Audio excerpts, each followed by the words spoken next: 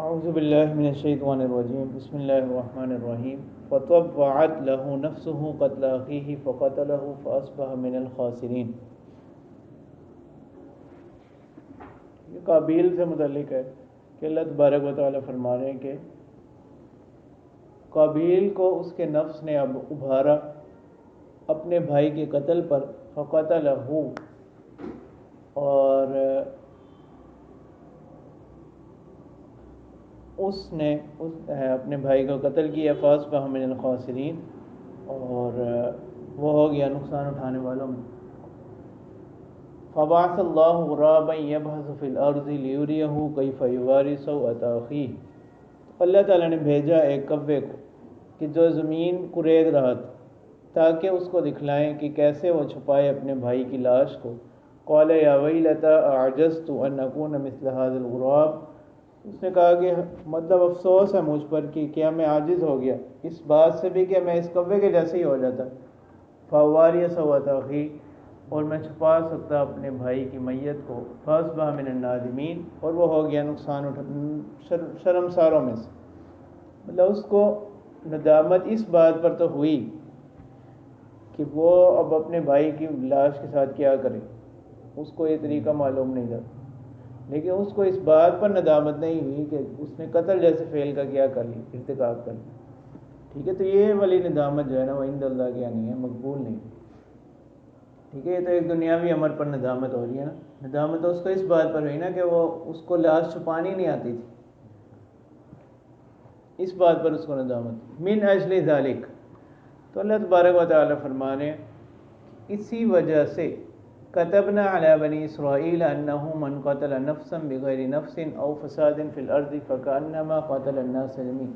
تو بعض روایات میں یہ بات آتی ہے کہ بنی اسرائیل کے اندر یعنی اس چیز کی روک تھام کے لیے ان میں انسانی جان کے قتل کو بہت معمولی سمجھا جانے لگ گیا تھا، تو اب اللہ تبارک و تعالیٰ نے ان کو حکم دیا، كتبنا على بني اسرائیل، یعنی ہم نے مقرر کر دیا بنی اسرائیل پر، انہ من قتل نفسا بغیر نفس او فساد فی الارض فکانما قتل الناس جميعا، تاکہ یہ لوگ اس بات سے رکے رہیں۔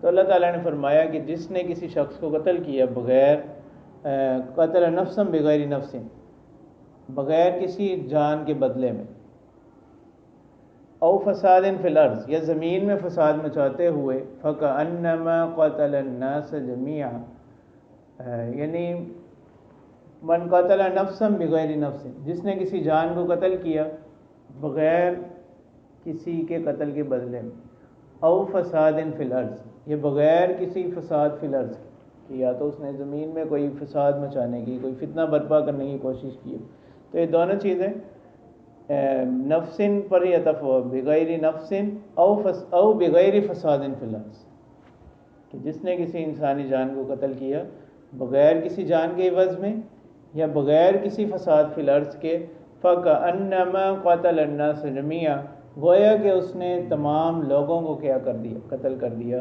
وَمَنْ أَحْيَاهَا فَكَأَنَّمَا أَحْيَا النَّاسَ جَمِيعًا، اور جس نے کسی انسانی جان کو حیات بخشی، اس کی حفاظت کی، گویا کہ أَحْيَا النَّاسَ جَمِيعًا، اس نے تمام لوگوں کو زندگی بخش دی۔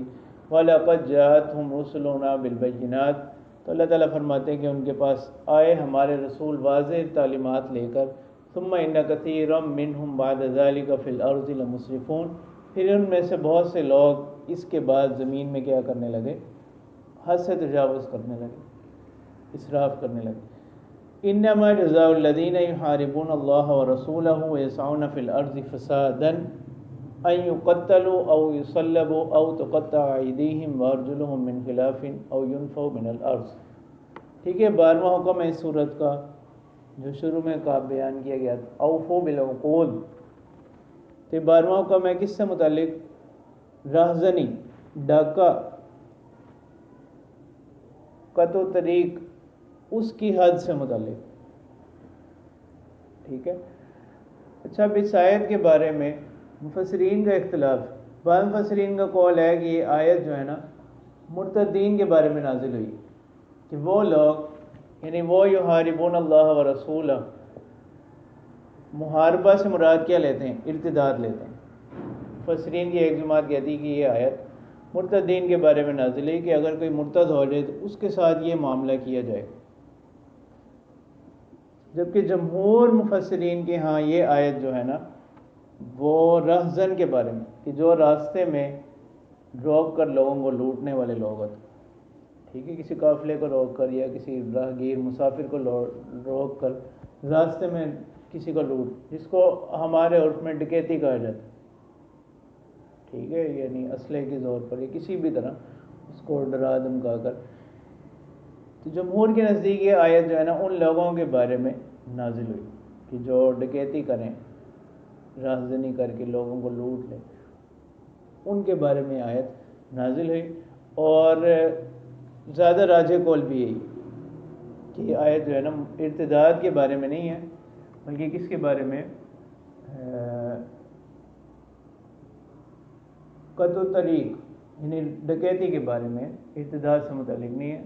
ٹھیک ہے، اس لیے کہ وہ کہتے ہیں کہ قتل مرتد تو ہر حال میں واجب ہے. یہاں قتل مرتد کے یہاں محاربہ پر وہ موقوف نہیں ہے کہ اگر وہ زمین میں فساد مچائے پھر اس کو قتل کیا جائے گا. ٹھیک ہے، اور یہاں پر تو وجوہ ترجیح میں سے یہ بھی ہے کہ مرتد کو صرف قتل ہی کیا جائے گا. ٹھیک ہے، یعنی اس کی سزا یہی ہے اگر وہ پھر بھی اپنی ارتداد سے رجوع نہیں کرتا. اور فقط ہارٹ کاٹ دینا کیا نہیں ہوگا، کافی نہیں ہوگا.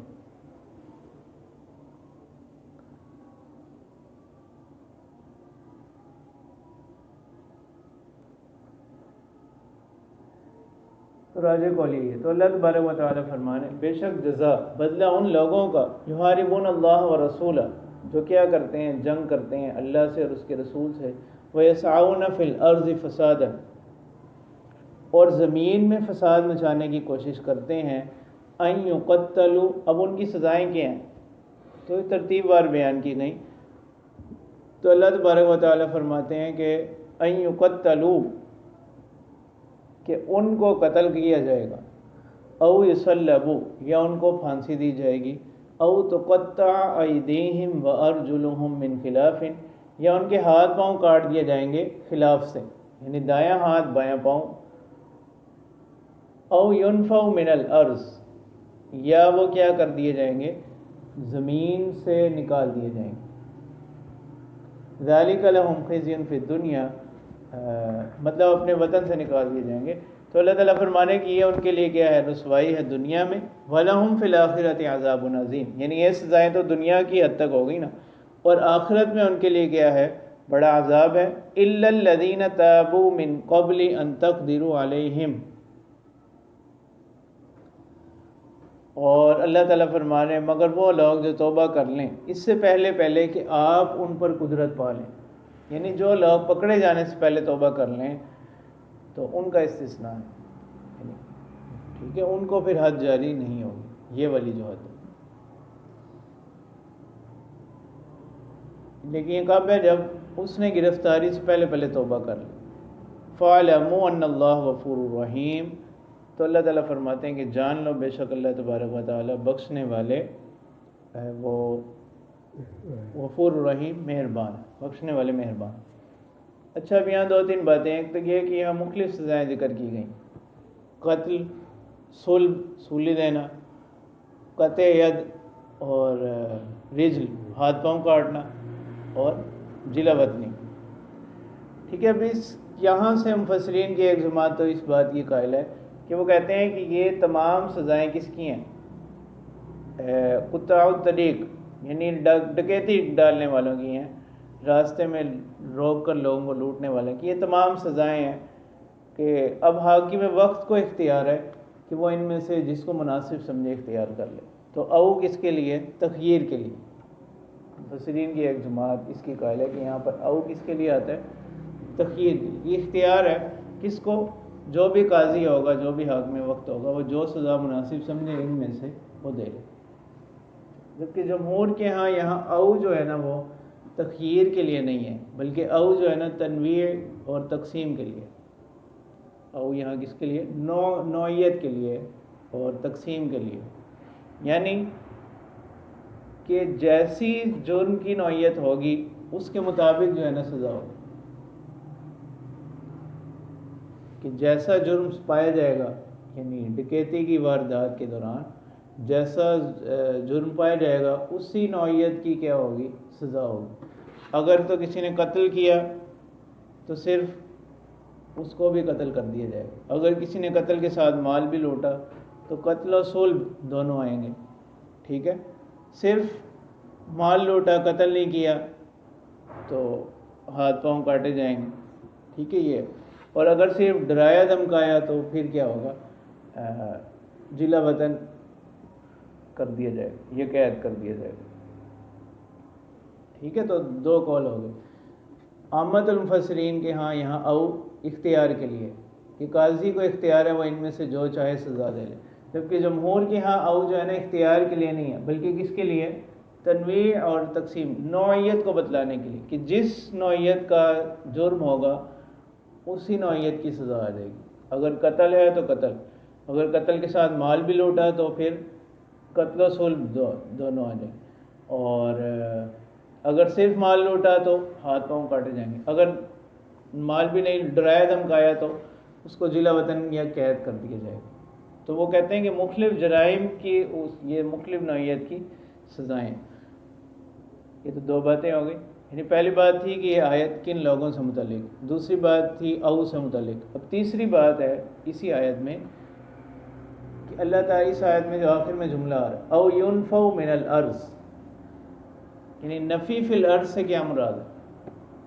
اس میں امام شافعی رحمۃ اللہ کے نزدیک تو یہاں مراد جو ہے نا وہ جلا وطنی ہے، کہ اس کو ملک بدر کر دیا جائے، یعنی اس جگہ سے اس شہر سے اس کو نکال دیا جائے۔ اور امام صاحب کے نزدیک، امام ابو حنیفہ رحمۃ اللہ کے، ان کی تفسیر یہ ہے کہ یہاں نفی فی الارض سے مراد قید ہے، نفی فی الارض سے مراد کیا ہے، حبس، اس کو قید کرنا ہے، یعنی جلا وطن مراد نہیں وہ لے رہے، اس سے نفی فی الارض سے مراد کیا لیتے ہیں، قید کرنا۔ تو یہ اس میں یعنی دونوں کی تعبیرات کا اختلاف، ٹھیک ہے، تو اسی اعتبار سے بھی ان کی تشریح کا بھی اختلاف ہے۔ تو یہ تین باتیں ہوں گی اس آیت سے متعلق۔ اب آگے اللہ تبارک و تعالیٰ فرمانے، یا ایھا الذین آمنوا اتقوا اللہ وابتغوا الیہ الوسیلۃ وجاہدوا فی سبیلہ لعلکم تفلحون، کہ اے وہ لوگوں جو ایمان لے کر آئے، اتقوا اللہ، اللہ سے ڈرو، وابتغوا الیہ الوسیلہ، اور اسی کی طرف وسیلہ تلاش کرو۔ وسیلہ سے یہاں معنی بمعنی قرب کے، کہ اللہ تعالیٰ کا قرب حاصل کرنے کے لیے جد و جہد کرو، کوشش کرو، وجاہدوا فی سبیلہ، اور اس کے راستے میں کوشش کرو، لعلکم تفلحون، تاکہ تم فلاح ہو۔ یعنی اب اللہ تعالیٰ کا وسیلہ کیسے حاصل ہوگا، یعنی وسیلہ بمعنی یہاں قرب کے ہے، کہ ان اعمال کو اختیار کرو جو اللہ تعالیٰ کے قرب کا کیا بنتے ہیں، سبب بنتے ہیں۔ تو یہاں وسیلہ اس معنی میں آیا، ان الذین کفروا لو ان لهم ما فی الارض جميعا ومثلہ معہ لیفتدوا بہ من عذاب یوم القیامۃ ما تقبل منہم ولہم عذاب علیم۔ تو اللہ تبارک و تعالیٰ فرمانے ہیں کہ بے شک وہ لوگ جنہوں نے کفر کیا، اگر ان کے لیے ہو جائے جو کچھ بھی زمین میں ہے سارے کا سارا، ومثلہ معہ، اور اسی کے مثل، اور لیفتدوا بہ، تاکہ وہ فدیہ دیں اس کے ذریعے سے، من عذاب یوم القیامہ، کس چیز کا، قیامت کے دن کے عذاب کا، ما تقبل منہم، تو ان کی طرف سے کیا نہیں کیا جائے گا، قبول نہیں کیا جائے گا، اور وَلَهُمْ عَذَابٌ عَلِيمٌ، ان کے لیے دردناک عذاب ہو۔ ٹھیک ہے، جیسے بعض روایات کا مفہوم بھی آتا ہے کہ اللہ تعالیٰ ان سے کہیں گے کہ ہم نے تو اس سے بھی ہلکی چیز کا آپ سے مطالبہ کیا دنیا کے اندر کہ آپ کیا کر لیں، یعنی اللہ تعالیٰ کی وحدانیت کا اقرار کر لیں، اس پیغمبر پر ایمان لیں، تو یہ کافی ہوگا نجات کے لیے، ٹھیک ہے۔ لیکن قیامت کے دن جو ہے نا، اگر وہ دنیا اور وہ ما فیہا بھی دیں عوض کے طور پر، تو وہ اس سے نہیں لیا جائے۔ یریدون ان یخرجوا من النار وما هم بخارجین منہا ولہم عذاب مقیم۔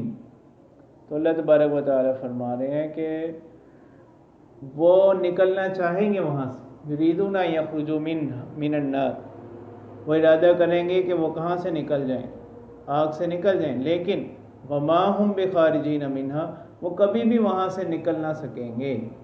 یہاں پر حصر ہے وما ہم بخارجین منہا، وہ کبھی بھی وہاں سے نکل نہ سکیں گے. تو اس سے معلوم ہوا کہ کوئی جماعت ایسی بھی ہے جو وہاں سے نکل جائے گی. یہ تو کفار سے متعلق ہے وما ہم بخارجین منہا، کہ وہ کبھی بھی وہاں سے نکل نہ سکیں گے. اس سے معلوم یہ ہوا اس حصر سے کہ ایک جماعت، کوئی ایسی بھی جماعت ہے جو وہاں سے نکل سکیں گے. اور وہ کون لوگ ہیں؟ عصاۃ مومنین. جیسے کہ اہل سنت کا عقیدہ یہی ہے کہ گنہگار مومنین وہ بالآخر اپنی سزا پا کر جہنم سے کیا کر لیے جائیں گے، نکال دیے جائیں گے. وَلَهُمْ عَذَابٌ مُقِيمٌ، ان کے لیے ہمیشہ کا دائمی عذاب ہوگا. وَالسَّارِقُ وَالسَّارِقَةُ فَاقْطَعُوا أَيْدِيَهُمَا جَزَاءً بِمَا كَسَبَا نَكَالًا مِنَ اللَّهِ. ٹھیک ہے، اب یہ حکم ہے 13واں حکم ہے حد سرقہ سے متعلق، چوری کی حد، کہ اگر کوئی چوری کر لے اس کی سزا کیا ہوگی. ٹھیک ہے، چوری یعنی مال محترم کو مکان محترم سے لے لے. چوری کی تعریف ہی ہے نا کہ وہ مال جو کیا ہو، محترم ہو، جس کی عام طور پر حفاظت کی جاتی، اس کو مکان محفوظ سے لینا. مال محفوظ، مکان محفوظ، یہ چوری ہے. جب چوری ثابت ہو گئی پھر اس کی حد کیا ہوگی؟ اللہ تبارک و تعالیٰ فرما رہے ہیں چوری کرنے والا مرد اور چوری کرنے والی عورت فَاقْطَعُوا أَيْدِيَهُمَا جَزَاءً بِمَا كَسَبَا نَكَالًا مِنَ اللَّهِ، ان دونوں کے ہاتھ کاٹ دیے جائیں گے اور یہ بدلہ ہے بما کسبا، جو انہوں نے کیا، نکالا من اللہ، اور یہ کیا ہے؟ عذاب ہے، سزا ہے کس کی طرف سے؟ اللہ کی طرف سے. واللہ عزیز حکیم، اور اللہ تعالیٰ زبردست، غالب، حکیم، حکمت والے ہیں. فمن تاب من بعد ظلمہ واصلح فإن اللہ یتوب علیہ. اور اللہ تعالیٰ فرمانے ہیں کہ جو کیا کرے گا من بعد ظلمہ، اپنے ظلم کے بعد توبہ کر لے، واصلح، اور اپنی حالت کو سنوار لے، فإن اللہ یتوب علیہ، تو اللہ تعالیٰ بھی اس کی طرف کیا کریں گے؟ رجوع کریں گے. ان اللہ غفور رحیم، بے شک اللہ تبارک و تعالیٰ بخشنے والے مہربان. ٹھیک ہے، یہ جو کہا جا رہا ہے نا فإن اللہ یتوب علیہ، یہ آخرت سے متعلق ہے. ٹھیک ہے، اسی سے مفسرین نے استدلال کیا کہ بغیر توبہ کے آخرت کا گناہ جو ہے نا وہ کیا نہیں ہوگا؟ معاف نہیں ہوگا. یہاں جو توبہ کا ذکر آ رہا ہے کس سے متعلق ہے؟ آخرت سے متعلق ہے. اور سرقہ اگر ثابت ہو گیا تو اس کی جو حد ہے وہ توبہ سے بھی کیا نہیں ہوگی؟ ساقط نہیں ہوگی. ٹھیک ہے، اس طرح کا پھر راستہ نکل آئے گا یعنی چوروں کے لیے. وہ پھر کیا، یعنی پہلے چوری کر لیا کریں گے، جب چوری ثابت ہوگی پھر وہ کیا کریں؟ توبہ کر لیں گے. تو یہ جو توبہ کا ذکر آ رہا ہے کس سے متعلق ہے؟ آخرت کی سزا سے متعلق. ٹھیک ہے، اور باقی کتنی چوری پر ہاتھ کاٹے جائیں گے اس میں ائمہ کے اقوال مختلف ہیں. ٹھیک ہے، اور احناف کے نزدیک یہ ہے کہ 10 درہم کی جو چوری ہوگی اس پر کیا کیے جائیں گے؟ ہاتھ کاٹے جائیں گے. ٹھیک ہے، اس پر ایک شاعر نے اعتراض بھی کیا یعنی اپنے اشعار کے اندر کہ شریعت نے ایک ہاتھ کی دیت کتنی رکھی ہے؟ 500 دینار. ایک ہاتھ کی دیت کتنی ہے؟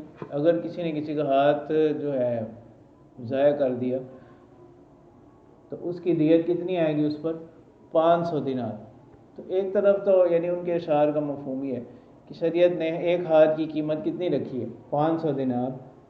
تو وہی ہاتھ جو ہے نا، اتنا قیمتی ہاتھ جس کی قیمت، جس کا دیت شریعت نے 500 دینار قرار دی ہے، اس 500 دینار کے ہاتھ کی قیمت والے ہاتھ کو کتنے معمولی دراہم کے اندر کیا جانا، کیسے کاٹا جا سکتا ہے؟ ٹھیک ہے، اس پر پھر اس وقت کے ایک جو فقیہ تھے قاضی عبدالوہاب المالکی، انہوں نے جواب یہ دیا کہ لما کانت امینتاً کانت ثمینتاً ولما خانت حانت، کہ جب تک یہ ہاتھ امانت دار تھا تب تک تو یہ کیا؟ ثمینتاً، قیمتی. ٹھیک ہے، لیکن جب اس نے ایسا اقدام کر کے اپنی قیمت، خیانت کی، اپنی قیمت گرا دی، تو اب اس کی جو اس کا قیمتی ہونا ہے وہ بھی کیا ہوگا؟ گر گیا. الم تعلم ان اللہ لہ ملک السماوات والارض، کہ آپ نے نہیں دیکھا، آپ نہیں جانتے کہ اللہ تعالیٰ ہی کے لیے ہے سلطنت آسمانوں کی اور زمین کی، اور واللہ علی کل شیء قدیر، اللہ تبارک و تعالیٰ ہر چیز پر قادر۔ یا ایھا الرسول لا يحزنک الذین یسارعون فی الکفر من الذین قالوا آمنا بافواہہم ولم تؤمن قلوبہم۔ اب یہاں سے یہ آیات جو آ رہی ہیں یہ خاص واقعات کے نزول میں ان کے جواب میں نازل ہیں، ٹھیک ہے۔ مختلف روایات، ایک تو یہ کہ مدینہ منورہ کے اندر یہودیوں کے دو بڑے قبیلے تھے، ایک تو بنو نذیر اور دوسرا بنو قریظہ، ٹھیک ہو گیا۔ تو بنو نذیر جو تھے نا زوات کے ساتھ، یہ غالب تھے، اور بنو قریظہ یہ زوا کے ساتھ یہ مغلوب۔ ظاہر اس بات ہے کہ جو غالب تھا بنو قریظہ، بنو نذیر غالب تھا بنو قریظہ پر، تو اگر بنو نذیر کا کوئی شخص کیا کرتا،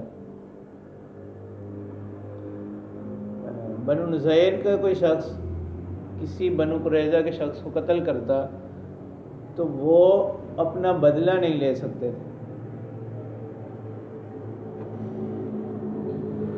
ٹھیک ہے، اور اس کے بدلے میں وہ کوئی وسق، کھجوریں وغیرہ اس قسم کی چیز مقرر کر دیتے۔ اور دوسری طرف وہ اپنا بدلہ جو ہے نا وہ پورا پورا لیا کرتے تھے۔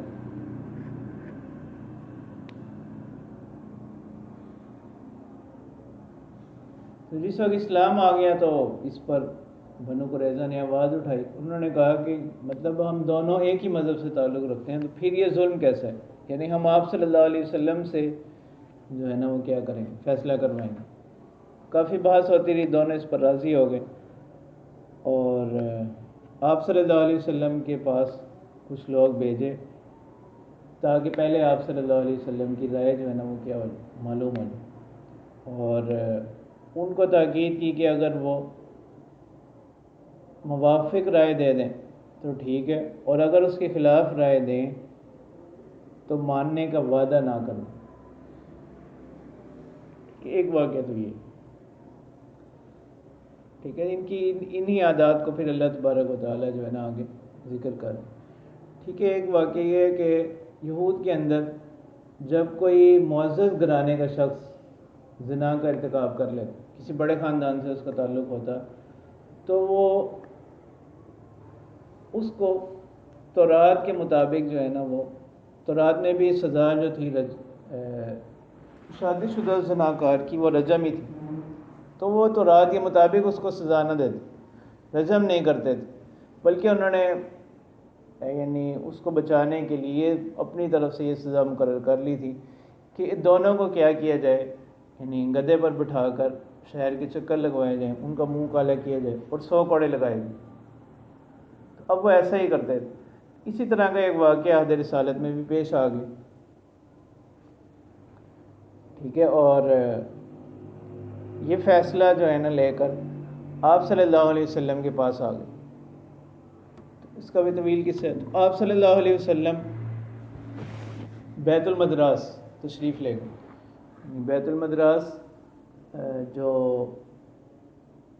ان کی ایک تعلیم گاہ تھی، وہاں آپ صلی اللہ علیہ وسلم تشریف لے گئے، اور وہاں آپ نے تورات منگوائی، اور ان سے یعنی آپ صلی اللہ علیہ وسلم کے پاس فیصلہ ہے نا، تو آپ نے کہا کہ میں تورات کے مطابق کیا کروں، فیصلہ کروں۔ تو تورات منگوائی گئی، تو وہاں ان کے جو وہاں ذمہ دار تھے ابن سوریہ، اس کو جو ہے نا نبی اکرم صلی اللہ علیہ وسلم نے پڑھنے کے لیے کہا۔ اس نے پڑھنا شروع کیا تو آیت رجم پر انگلی رکھ لی، ٹھیک ہے، آیت رجم سے آگے گزر گئے، آیت رجم کو چھوڑ دی، اور تو حضرت عبداللہ بن سلام رضی اللہ تعالیٰ عنہ جو کہ اسلام لے آئے، انہوں نے اشارہ کیا، انہوں نے کہا کہ یہاں سے اپنا ہاتھ اٹھاؤ۔ اس وقت جو ہے نا وہ جب دیکھا گیا تو آیت رجم موجود تھی، تو تو تورات کا حکم بھی یہی تھا. تو آپ صلی اللہ علیہ وسلم نے تورات کے حکم کے مطابق پھر کیا کیا؟ سزا دل، یعنی وہ سزا جو انہوں نے تجویز کر رکھی تھی کہ، اور انہوں نے آپ صلی اللہ علیہ وسلم کو بھی یہی بتلایا کہ ہم ایسا ہی کرتے ہیں، جو انہوں نے ایک وقت بھیجا تھا کہ ہم منہ کالا کر کے گدھے پر بٹھا کر شہر کے چکر اور 100 کوڑے لگاتے ہیں. اس موقع پر پھر جو ہے نا یہ آیات نازل ہیں. اس کا آغاز آپ صلی اللہ علیہ وسلم کی تسلی سے کیا جا رہا ہے. اللہ تعالیٰ فرماتے ہیں کہ یا ایھا الرسول، اے پیغمبر، لا يحزنك الذين يسارعون في الكفر من الذين قالوا آمنا بافواههم ولم تؤمن قلوبهم، کہ ہرگز آپ کو غمزدہ نہ کریں وہ لوگ جو سبقت کرنے والے ہیں، جو جلدی کرنے والے ہیں کفر میں، من الذین، ان لوگوں میں سے جو کہتے ہیں کہ ہم ایمان لائے اپنے منہوں سے تو وہ یہ کہتے ہیں، ولم تؤمن قلوبہم، لیکن حال یہ ہے کہ ان کے دل ایمان نہیں لے کر آئے.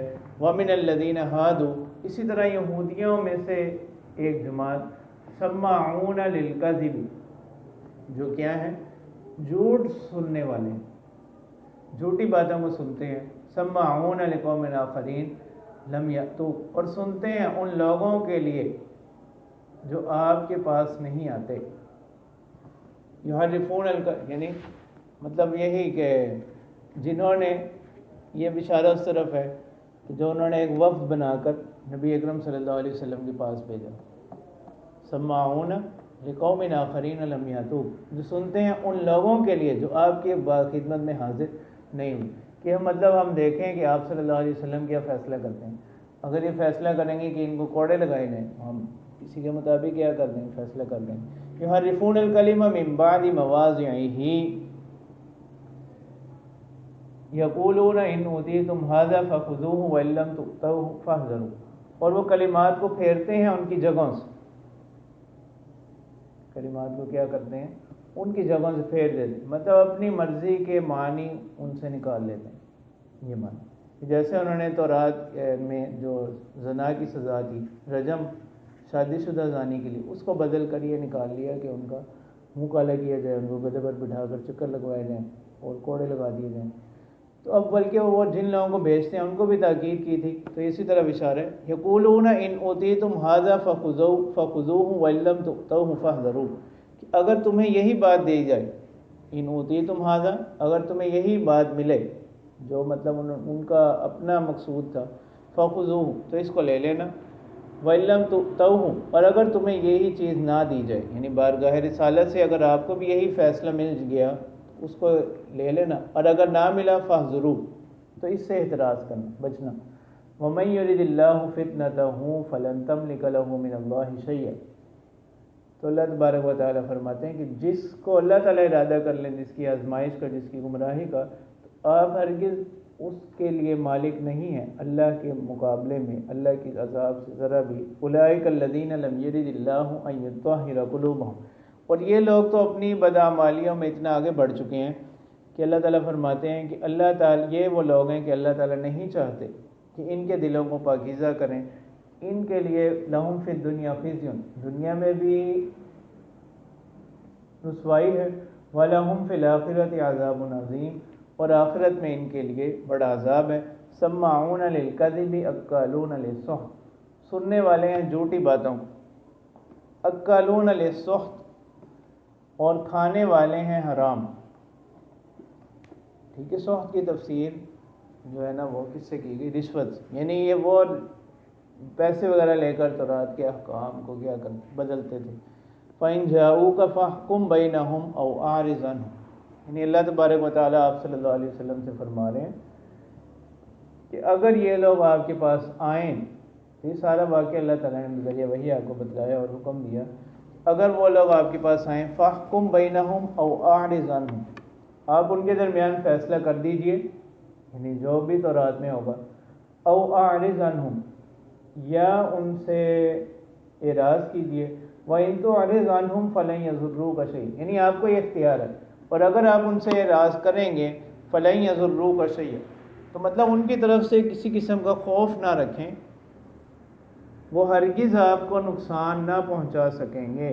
وَإِنْ حَكَمْتَ فَاحْكُمْ بَيْنَهُمْ بِالْقِسْطِ، اور اگر آپ ان کے درمیان فیصلہ کریں تو فیصلہ کریں انصاف کے ساتھ. ان اللہ یحب المقسطین، بے شک اللہ تبارک و تعالیٰ پسند کرتے ہیں انصاف کرنے والوں کو۔ وَكَيْفَ يُحَكِّمُونَكَ وَعِندَهُمُ التَّوْرَاةُ فِيهَا حُكْمُ اللَّهِ ثُمَّ يَتَوَلَّوْنَ مِن بَعْدِ ذَلِكَ وَمَا أُولَٰئِكَ بِالْمُؤْمِنِينَ۔ اللہ تبارک و تعالیٰ فرما رہے ہیں کہ وہ کیسے آپ کو حاکم بناتے ہیں، یعنی کیسے وہ اپنے فیصلے آپ کے پاس لے آتے ہیں۔ وَعِندَهُمُ التَّوْرَاةُ فِيهَا حُكْمُ اللَّهِ، اور حالانکہ ان کے پاس تورات موجود ہے، یہ حالیہ ہے۔ وَعِندَهُمُ التَّوْرَاةُ، اس حال میں کہ ان کے پاس تورات ہے، فِيهَا حُكْمُ اللَّهِ، جس میں کیا ہے؟ اللہ کا حکم ہے۔ ٹھیک ہے، تو اس سے مفسرین نے استدلال کیا کہ تورات میں بھی زنا کی جو سزا تھی شادی شدہ، وہ رجم کرنا ہی تھی، جس کو اللہ تعالیٰ یہاں کیا قرار دے رہے ہیں؟ حکم اللہ قرار دے رہے ہیں۔ تو اس کو حکم اللہ قرار دینا ہی اس بات کی دلیل ہے کہ اسلام میں بھی وہی سزا زنا کی کیا ہے؟ برقرار ہے۔ ثم يتولون من بعد ذلك، کہ پھر وہ اس کے بعد کیا کرتے ہیں؟ پیٹ پھیر لیتے ہیں۔ وما اولئک بالمؤمنین، اور وہ لوگ کیا نہیں ہیں؟ ایمان والے نہیں ہیں۔ ٹھیک ہے، اب یہاں یہ اسی قصے کے پس منظر میں آیات نازل ہیں۔ باقی یہاں جو یہ بات ہے فَإِن جَاءُوكَ فَاحْكُم بَيْنَهُمْ أَوْ أَعْرِضْ عَنْهُمْ، اگر وہ آپ کے پاس آئیں ان کے درمیان فیصلہ کر دیجئے، او أَعْرِضْ عَنْهُمْ، یا ان سے اعراض کیجیے۔ تو اس کے بارے میں دو تفسیریں ہیں۔ ایک تو یہ ہے کہ یہ اختیار آپ صلی اللہ علیہ وسلم کو ابتدا میں تھا، ابتداء اسلام کے اندر جب ابتداء ہجرت ہوئی تو آپ صلی اللہ علیہ وسلم کو یہ اختیار تھا کہ آپ ان کے معاملات میں چاہے تو فیصلہ کریں چاہے فیصلہ نہ کریں۔ بعد میں جب اسلام غالب آ گیا تو تب یہ حکم منسوخ ہو گیا۔ اس صورت میں تو اس کو منسوخ ماننا پڑ رہا ہے۔ دوسری تفسیر یہ ہے کہ یہ حکم جو ہے نا فَإِن جَاءُوكَ فَاحْكُم بَيْنَهُمْ أَوْ أَعْرِضْ عَنْهُمْ، یہ حکم جو ہے یہ حربی کفار سے متعلق ہے۔ یہ حکم جو ہے وہ حربی کفار سے متعلق ہے، اور وہ لوگ جن سے مسلمانوں کا کوئی معاہدہ ہو چکا ہو، کوئی عہد یا معاہدہ ہو چکا ہو، ان کا حکم جو ہے نا وہ آگے آ رہا ہے۔ تو یہ حکم جو ہے نا وہ ان لوگوں سے متعلق ہے جن کے ساتھ کوئی معاہدہ نہ ہو، کوئی عہد و پیمان کا معاہدہ نہ ہو، یہ ان کے بارے میں۔ باقی وہ کفار جو ذمی ہوں، وہ اہل کتاب جو ذمی ہوں جن کے ساتھ کوئی معاہدہ ہو، ان کا حکم جو ہے نا وہ اگلی آیات میں آ جائے گا۔ تو یہ جو یہاں اختیار ہے وہ کن لوگوں کے بارے میں ہے؟ ان لوگوں سے متعلق ہیں جو جن کے ساتھ کوئی کسی قسم کا معاہدہ عہد و پیمان کا نہیں ہوا۔ تو اس صورت میں نسخ ماننا نہیں پڑے گا۔